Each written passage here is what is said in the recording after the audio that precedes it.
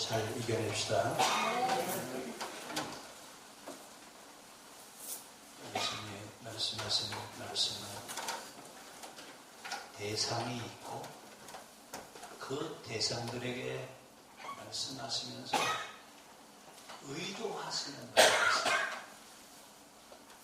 성경이 어려운 것은 문자로 되어 있는 말씀을 해석하는 게 어려운 것이 아니라 누구를 두고 누구를 염두에 두고 이 말씀을 제자들과 무리들에게 하시느냐라고 하는 것까지 이해하려면 성경을 깊이 있게 보셔야 됩니다.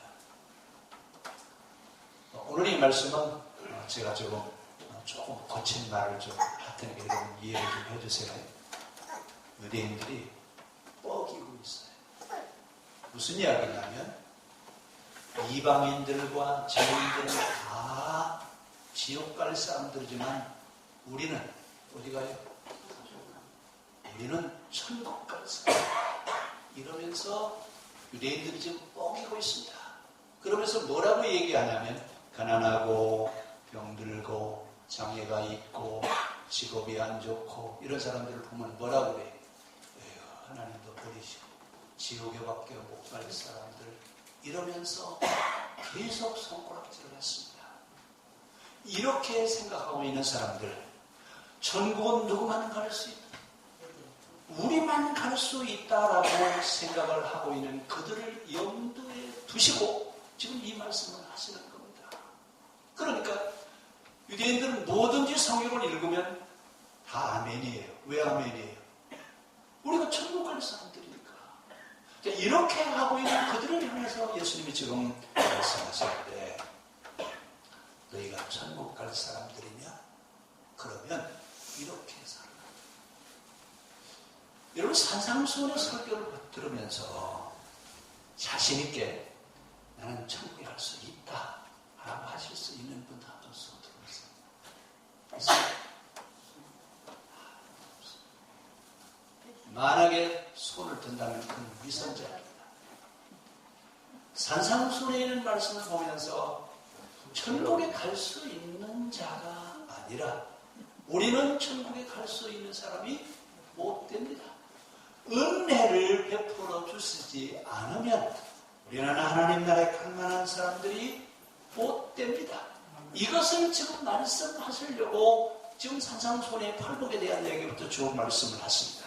그러니까 이 말씀을 듣는 자는 제자들과 무리들이었지만 그 말씀을 염두에 두고 하시는 말씀은 누구냐면 유대인들을 두고 하시는 이야기입니다. 유대인들아, 너희가 천당 갈 사람들이냐? 너희가 구원받을 사람이냐? 그러면 너 이렇게 살아라. 근데 첫 번째 이야기가 무슨 얘기예요? 심령이 가난한 자는 복이 있나니 마음이 가난. 여러분 이 가난이라고 하는 말 자체는 유대인들에게는요 이 죄인이에요. 왜? 죄를 지어서 가난하게 살지 잘 살아서 하나님이 축복해 주시는 건 아니야. 인과응보에 대한 사상을 가지고 얘기를 합니다. 그러니까 지금 여기 마태복음에서 마태가 특별히 심령이 가난하다라고 하는 말을 강조하고 있는 이야기는 지금 부자는 누가 부자예요? 서기관과 바리새인들. 예루살렘의 제사장 계층에 있는 사람들, 이 사람들은 다 부자예요. 근데 지난 시간에 말씀드렸습니다만 그 당시에는 소장농 제도가 있었는데 소장농은 농토를 많이 가지는 지주는 농사를 하나도 안 지어도 매년 부자가 돼요. 그렇지 않고 일을 하는 사람들은 그 가난을 벗어날 수가 없어요. 이런 체제에 있는데 그런 체제에서 가난한 사람들은 죄를 지은 죄인들이고 부자는 하나님을 잘 믿어서 축복받은 의인들이다라고 하는 이런 생각을 가지고 있습니다. 이런 생각을 하고 있는 그들을 향해서 예수님이 지금 말씀하시는 거예요. 어떻게 해야 된다고요? 부자가 되라고요? 가난해지래. 가난해지라니까 또 여러분 청빈. 기독교의 사상은 청빈이에요. 청부예요. 청빈, 청부. 기독교는 청부 사상이에요. 근데 이 청빈에 대한 얘기를 하면서 또 수도원에서는 가난하게 살아야 된다. 그래야 하나님 나라에 갈 수 있다. 이러면서 하루에 한 끼 먹고 또 잠도 기둥 박아놓고 기둥 위에 올라앉아서 잠자고 이러면서 여러분 일생을 마친 수도사들이 수없이 많습니다. 왜? 그렇게 해야 천국 간다는 거예요. 여러분 그렇게 해서 천국 갈 것 같으면 예수님 십자가 못 박히신 이유가 하나도 없습니다. 이 땅에 예수님 오셔야 될 이유도 없습니다. 왜? 우리 다 저 마당에다가 기둥 박아놓고 거기에 앉아서 잠자고 안 먹고 그렇게 살다가 죽으면 어디 간다고요? 그러면 천국 간대요. 이건 여러분 헬레니즘 사상에 의한 청빈 사상이 아니라 가난 사상입니다. 기독교 사상하고는 관계가 없습니다. 기독교 사상은 청빈 사상이 아니라 청부의 부자로 살아라. 그 대신 깨끗하게 부자가 되라 그 얘기입니다. 자, 이러면서 이제 예수님이 오셔서 하신 이야기 가운데 핵심적인 얘기는 마태가 얘기하고 싶은 것은 죄의 문제에 대한 해결입니다. 어떻게 하면 죄인들이 그 죄에 대한 문제를 해결할 수 있겠느냐? 이 죄에 대한 문제를 해결하게 하시기 위해서 오신 분이 바로 누구라고요? 예수님은 죄인을 불러오셔서 그 죄인들의 죄의 문제를 해결하러 오신 분이다. 그래서 예수님이 맨 먼저 가신 사역의 장소가 어디냐면 갈릴리 지역입니다. 왜 갈릴리 지역이냐면 이스라엘은 유다 지역과 갈릴리 지역으로 나누는데 유다 지역의 핵심은 예루살렘이 핵심 도시, 갈릴리 지역은 농토가 있는 지역인데 여기는 다 농사를 짓는 사람, 목축을 하는 사람, 고기를 잡는 어부들 이런 사람들이 몰려 사는 곳이 바로 이 갈릴리 지역입니다. 근데 이 갈릴리 지역에 사는 이런 농사를 짓고 가난하게 사는 사람들은 다 누구예요? 죄인이에요. 이런 죄인들을 주님이 찾아가셔서 그들과 함께 계약을 맺게 하시기 위해서 지금 갈릴리 바닷가에 가셨습니다. 구약, 신약 이런 기억하시죠? 구약은 하비루를 통해서 계약을 맺은 책이 구약이에요. 신약은 죄인들을 불러서 계약을 맺은 책이 신약이에요. 그래서 우리는 두 약을 가지고 있어요. 구약과 신약. 구약은 바로 하비루들과 계약을 맺으셨고 신약은 예수님이 오셔서 죄인들을 부르셔서 계약을 맺습니다. 근데 그 계약의 대상자들을 앞에 놓고 지금 뭐라고 설교를 하시냐면 이렇게 살아야 된다. 이렇게 살아야 된다. 새로운 윤리와 새로운 가치관에 대한 얘기를 좀 제시하고 있습니다. 그러면 이런 윤리, 이런 가치관, 이것을 자기 자신에게 적용해 볼 때 과연 나는 하나님 앞에 가난한 심령으로 살고 있느냐 아니면 부한 심령으로 살고 있느냐 너 자신을 좀 한번 보라 그 얘기입니다. 자, 이 이야기를 들었던 바리새인들과 또 사두개인들, 서기관들 이 사람들을 향해서 예수님은 뭐라고 그랬어요? 와 있을진저 예식하는 서기관과 바리새인들이여 너희는 저주를 받을 자들이라고 아예 이러면 마태복음 24장에 가면 몇 가지 화가 나왔어요. 화 있을진저 그러면서 이 서기관 바리새인들에게 예수님 저주를 하십니다. 자, 결국은 이런 이야기들은 마태는 예수님이 이 땅에 오셔서 어떤 사역을 하시고 있느냐라고 하는 것을 가장 깊이 있게 보고 이해를 했던 사람들 가운데 제자들 가운데 한 사람입니다. 원래 마태가 어떤 사람이었죠? 기억하시죠? 세리였습니다. 세리장이었습니다. 세리였는데 예수님이 그를 보시면서 그를 부르셨을 때 왜 예수님이 세리인 이 마태를 부르셨느냐? 예수님의 사역을 정확하고 가장 깊게 이해를 하고 있는 제자 중에 한 사람 되게 하시려고 예수님이 마태를 부르신 줄로 믿습니다. 그래서 마태는 시작하면서 족보에 대한 이야기를 하는데 족보에 대한 이야기를 하면서 뭘 말씀하려고요? 죄인으로 오신 예수 그리스도의 세계, 이 세상의 죄인들을 구원하기 위해서 오신 예수 그리스도에 대한 이야기를 하려고 족보부터 이 얘기를 하고 있습니다. 그러면서 예수님의 공생의 시작을 마태는 갈릴리 가나에서 예수님이 하신 일에 대한 이야기를 말씀하시고 있는데, 특별히 갈릴리 지역에서 병자와 장애인들, 이런 사람들을 치료했습니다. 자, 우리가 지금 성경에 병자 치료하는 이야기가 참 많이 나오는데, 이것을 여러분 치유의 사건으로 보면 한쪽으로만 본다 그 말입니다. 이 치유의 사건은 그 당시 유대교가 죄인으로 낙인 찍어 놓은 사람들을 고치신 이야기입니다. 그럼 만약에 치유의 사건으로 본다면 오늘 기독교가 이렇게 왕성하게 되는데 병원이 있어야 돼요? 없어야 돼요? 없어야죠. 치유의 사건으로 보면 병원이 없어야 돼요. 치유의 사건 가운데 무엇을 치료하느냐? 그들을 죄인이라고 하는데 죄인이 아니다 그 말입니다. 그러면서 많은 병자와 장애인들을 치료했을 때마다 그들은 그 초대장입니다.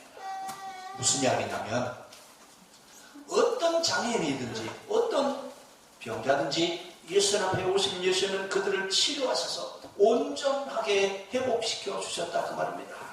그러면서 마태는 마태복음 안에 5편의 설교를 모아놨습니다. 예수님의 설교를 5편으로 모아놨는데 왜 예수님의 설교를 5편으로 모아놨느냐?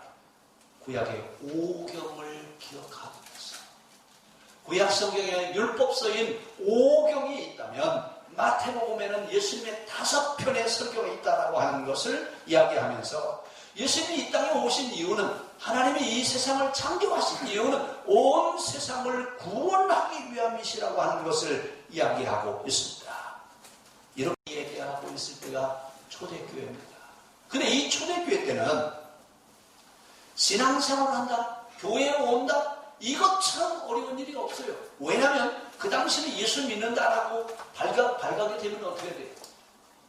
있는 재산은 다 빼앗기고, 그러면서 이제 박해를 받고 했던 그런 시대인데, 이렇게 어려운 시대에 초대교회 성도들은 어떻게 신앙생활을 했느냐?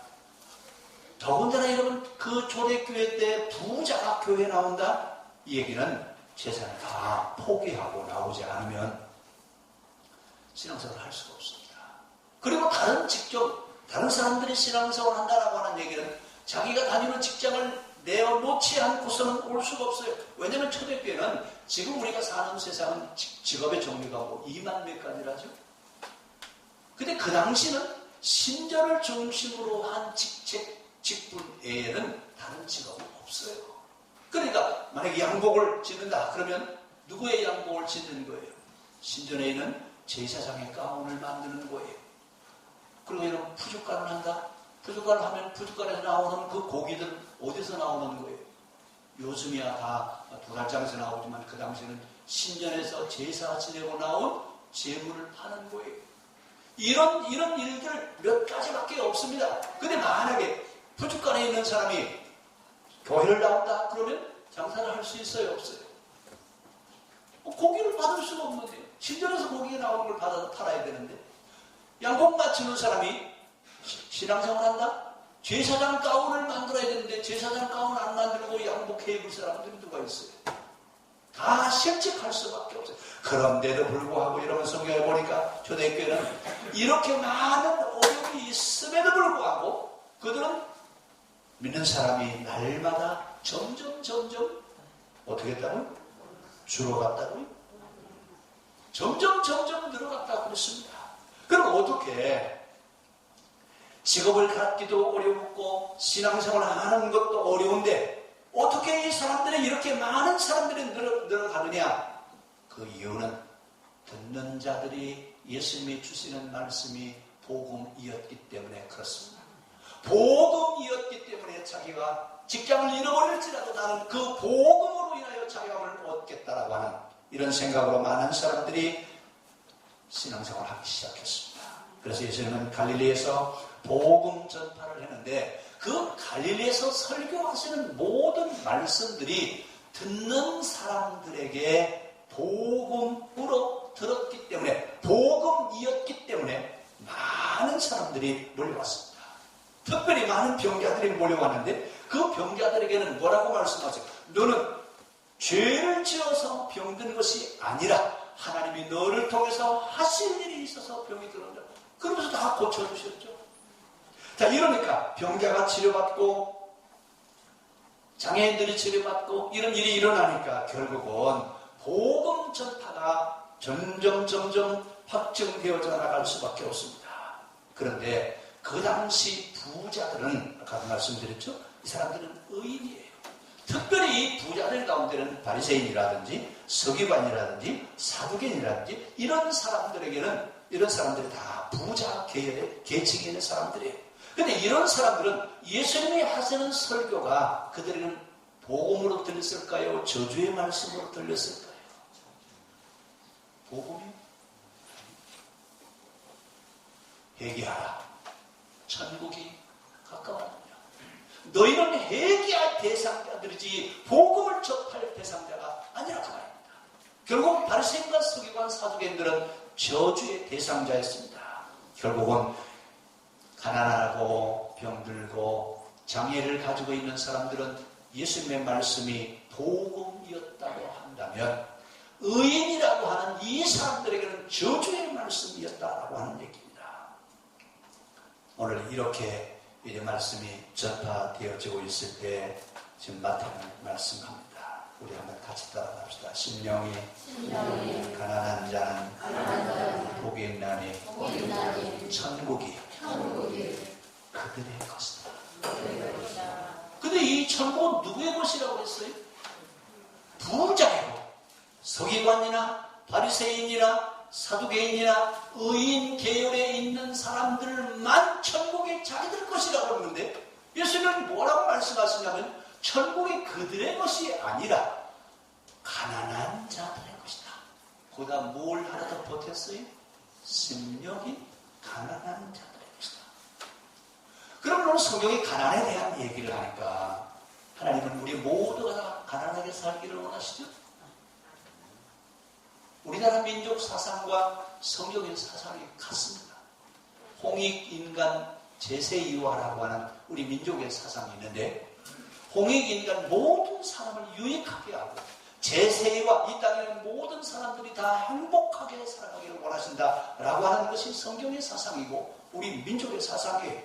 여러분 우리나라 기독교가 들어와서 이렇게 다른 나라에 비교해서 왕성하게 기독교가 성장할 수 있었던 비결은 우리 민족 사상과 성경 사상이 같기 때문에 그렇습니다. 우리 하나님은 이 세상의 모든 사람들이 가난하게 살기를 원치 않습니다. 오늘 우리가 요셉의 꿈에 대한 얘기하는데 자, 요셉의 꿈이 뭐죠? 총리가 되는 꿈이 그렇죠? 요셉이 꾼 꿈은 무슨 꿈이냐? 이 세상의 가난의 문제를 어떻게 해결할 것이냐? 이 꿈을 꾸는 사람이 누구였다고요? 요셉이었어요. 그래서 요셉이 이 세상에 어떻게 하면 가난을 해결할 수 있겠는가? 그래 그러면 내가 총리가 돼서 이 세상의 가난한 문제를 한번 해결해봐라. 이래서 총리가 된 것이죠. 꿈을 잘 꿔서 총리가 됐나요? 참나의 말씀이에요. 오늘 우리가 성경을 깊이 있게 보지 않고서는 문자로 보면 해프닝이 많습니다. 웃을 일이 많아요.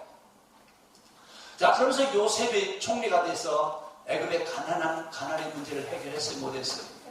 가난의 문제를 해결했어요. 이것처럼 요셉이 애굽의 가난의 문제를 해결하는 것처럼 이 세상의 모든 사람의 가난의 문제를 해결하게 하는 책이 율법서입니다.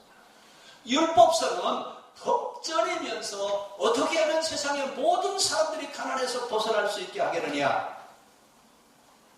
그래서 성경은 가난에 대해서 뭐라고 말씀하세요? 가난해지는 것이 아니라 가난을 청산해야 된다. 가난해지려고 하는 것이 아니라 가난의 문제를 해결하라고 하는 겁니다. 여러분 가난을 실천하라고 하는 것이 아니라 가난을 청산하라고 말입니다. 이것이 성경 정신입니다. 앞에서도 말씀드렸습니다만 청빈 사상이 아니라 청부 사상입니다. 우리 모두가 다 여러분 하나님 안에서 부자가 되시기를 바랍니다. 이것이 하나님이 원하시는 거예요. 우리 모두가 다 잘 살기를 원하십니다. 이러면서 예수님은 팔복에 대한 얘기를 하시면서 그 팔복에 대한 이야기는 이렇게 하면 복 받는다가 아니라 너희가 하나님의 나라에 갈 사람들이냐? 그러면 너는 이렇게 살아라. 누구를 염두에 두셨다고요? 유대인들이에요. 천국은 자기들만 가고 다른 사람들은 아무도 천국 갈 사람이었고, 특별히 이방인들 같은 경우는 하나님으로부터 저주를 받아서 지옥의 땔감으로밖에 쓸 수 없는 사람들이 이방인이라고 하면서 이방인들에 대한 저주를 했죠. 근데 하나님 뭐라고 말씀하세요? 고아 나그네와 이방인들을 너희는 소홀히 하지 말라. 저는 다 내 식구들이나 내 자식들이라고 예수님 말씀하시잖아요. 오늘 이 말씀을 기억하면서 너희가 하나님 나라에 가는 사람들이냐? 그러면 이렇게 좀 살아라. 이렇게 살아라라고 하는 얘기입니다. 그럼 오늘 말씀드렸습니다만 이 말씀에 염두에는 누가 있다고요? 유대인들이 있어요. 유대인들이 그 말씀을 듣던 사람들은 바로 누구냐? 누구예요? 무리와 제자들이에요. 아, 우리한테 이렇게 살아가라고 말씀하시는구나. 여러분들은 염두에 유대인들을 두고 들으시고, 들으실 때는 아하, 오늘 복음을 접한 자들이냐? 그러면 이렇게 살아가야 된다라고 하는 말씀으로 들으시기를 바랍니다. 근데 참 헷갈리네요. 그렇죠? 염두에 두고 생각을 해야 된다 그 말입니다. 그리고 또 나한테는 어떻게 해야 돼요? 적용을 할 수 있어요. 어떻게 보면 산상수훈은요, 거울과 같아요. 거울 앞에 서면 뭐가 보이죠? 내 모습이 보여요. 산상수훈을 바라보면서 내 신앙의 현 주소를 확인해 볼 수 있는 그런 시간이 될 수 있기를 바랍니다. 그러면서 새로운 가치를 말씀하시는데, 이렇게 살아라. 이렇게 살아라. 근데 미안하지만요, 이렇게 살 수가 없어요. 그러면 여기서 말씀하시려고 하는 얘기는 뭐냐? 우리는 그렇게 살아야 되는데 그렇게 살 수 없는 자인 것을 하나님 고백합니다. 우리가 어떻게 하면 되겠습니까? 그때 하나님이 은혜를 베풀어 주셔서 우리에게 구원을 선물로 주시는 줄로 믿습니다. 문제는 지금 우리가 하나님 나라에 갈 수 있다라고 하는 유대교적인 사고예요. 천국은 자기들만 갈 수 있다고 얘기하는. 근데 예수님 뭐라고 말씀하시냐면, 너희는 이렇게 살 수 있느냐? 이렇게 사는 사람들이 천국 간다. 결국은 그 말씀 앞에 우리는 뭐라고 얘기했느냐? 하나님, 우리는 그렇게 살 수 없음을 고백합니다. 우리는 그렇게 살 수 없는 자인 것을 압니다. 하나님, 우리가 어떻게 하면 좋겠습니까? 우리를 불쌍히 여겨 주십시오. 그때 하나님이 은혜를 내려 주신다 그 말입니다. 그러면서 오늘 이 불러 모으신 자들은 구약에 400년 하비로 생활을 한 사람들이라면, 오늘 예수님 앞에 모여있는 사람들은 유대교 치하에서 400년을 살았어요. 이것을 우리는 신구약 중간기라고 합니다. 포로 이후에 예수님 오시기까지 약 500년 전인데, 500년 사이인데, 그 500년 가운데 약 400년 동안 유대교는 인과응보 사상으로 살았습니다. 이런 사상을 가지고 살아온 그들에게 소자, 병든 사람, 가난한 사람, 장애인들을 다 죄인이라고 했습니다. 그러면서 뭐라고 얘기하냐면, 하나님이 버리신 자들, 하나님으로부터 버림을 받아 지옥에 밖에 갈 수 없는 자들, 이러면서 유대교가 죄인이라고 버려놨습니다. 애굽 400년 동안 이 하비루들을 부르기 위해 모세를 통해서 그들을 건져내셨던 것처럼, 유대교 400년 동안 죄인으로 살던 이들을 구원하시기 위해서는 하나님이신 예수님이 오시지 않으면 안 되었던 상황이 유대교 상황이었습니다. 오늘 예수님 시대에 많은 사람들이 다 죄인입니다. 웬만하면 다 죄인이에요. 이런 죄인들에게 예수님이 하시는 말씀은 다 복음으로 들렸습니다. 그들은 뭐라고 말씀하시냐면, 하나님은 너희 아버지시다. 너희는 하나님의 자녀요, 하나님이 버리신 자들이 아니다. 너희는 지옥 갈 사람들이 아니라 하나님의 자녀요, 하나님의 백성이다. 버림받은 자들이 아니라 하나님의 자녀라고 하는 이 말씀을 죄인들에게 말씀했을 때, 죄인들은 그들을 아멘으로 받아들일 수밖에 없습니다. 우리가 버려진 자들이 아니다. 하나님은 온 세상을 창조하신 창조주이신데, 그 창조주신 하나님은 우리의 아버지시다. 그러므로 우리는 하나님의 자녀이지 우리는 죄인이 아니요 버려진 자가 아니라고 하는 이야기를 예수님이 말씀하셨습니다. 이 말씀이 죄인들에게는 복음이었습니다. 복음이었기 때문에 예수님이 가시는 곳곳마다 사람들이 몰려올 수밖에 없었습니다. 오늘 병자 치유, 복음이 확장되어져 나가는 계기가 되게 했습니다. 결국은 죄인을 치유하시고 이들이 복음으로 다가오게 만들었습니다. 그러시면서 지금 심령이 가난한 자 복이 있다. 저들이 천국이 저들의 것이다. 천국이 누구의 것이라고? 우리 것이잖아요. 그렇죠? 그럼 우리는 심령이 가난한 자들이죠. 그래요? 이 이야기는 지금 새로운 가치관을 제시하면서 이렇게 살아가야 된다라고 하는 얘기를 하시는데 결국은 복음을 접했느냐 너희가 죄인에게서 벗어나서 하나님의 자녀가 되었느냐 하나님의 자녀가 되었으면 이렇게 살아가야 된다라고 하는 새로운 가치관을 제시하고 있습니다. 오늘 이 말씀을 빌립보서에서 바울은 이렇게 이야기합니다. 너희 안에 이 마음을 품으라. 곧 그리스도 예수의 마음이니 그는 근본 하나님이셨으나 하나님과 동등됨을 취할 것으로 여기지 아니하시고 죄인으로 오셔서 이 세상의 죄인들을 구원하시는 이야기 바울은 그렇게 표현을 하고 있습니다. 이러면서 이 땅에 죄인으로 오신 하나님, 이 땅에 종으로 오신 하나님, 자기를 하나님이라고 하지 않고 종의 형체를 입으신 그분이 이 땅에 오셔서 하시는 일이 뭐이느냐? 예수님은 새로운 세상의 가치관을 제시하시는데 그 새로운 가치관이 뭐냐 하면 사람 앞에 무릎 꿇으시는 하나님이셨습니다.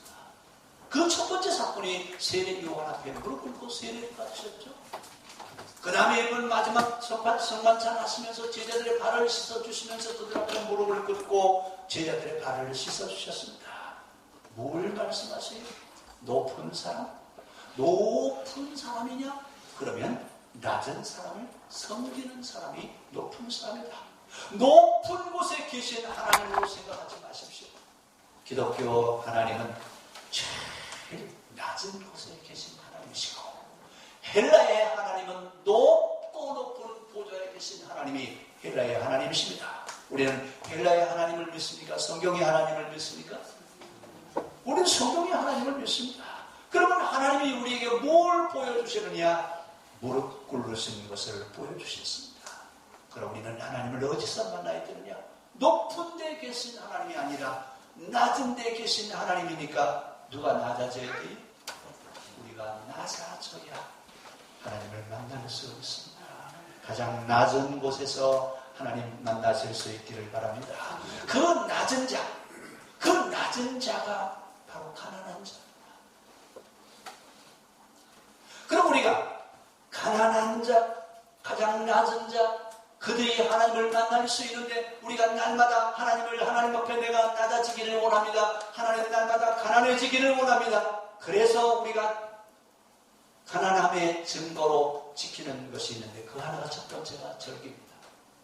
절기를 지키는 것은 하나님, 내가 하나님 앞에 높아질 수 있는 자가 아니라 가장 낮아질 수밖에 없는 자인 고백하는 것이 절기고, 그 다음에 내가 하나님 지금 가난한 자입니다. 가난해서 하나님의 뜻을 따르기를 원합니다. 그래서 드리는 것이 11조입니다. 11조는 소득의 10의 1을 드리는 것이 아니라 내 가난함을, 신앙을 고백하면서 드려지는 것이 11조라고 하는 얘기입니다. 주일 성수는 왜 하느냐? 예배를 통해서 하나님 가난해지기를 원합니다. 내가 나를 바라보면서 하나님 앞에 부유한 자인데 예배를 드리면서 하나님, 내가 하나님이 원하시는 사람으로 낮아지는 자가 되기를 원합니다. 그래서 주일마다 예배를 드리면서 우리가 낮아지려고 애를 쓰는 겁니다. 자기를 낮추는 자, 이 사람이 가난한 자입니다. 높이는 자가 아니라 낮추는 자가 가난한 자입니다. 구약에는 그들을 아비라고 했습니다. 그들보다 더 낮은 자는 없었습니다. 오늘 예수님 말씀하십니다. 가장 낮아져서 가장 부한 자가 되어라. 이 세상에 가장 행복하고 이 세상에서 가장 복 많이 받는 사람으로 살아가기를 바랍니다. 기도하겠습니다.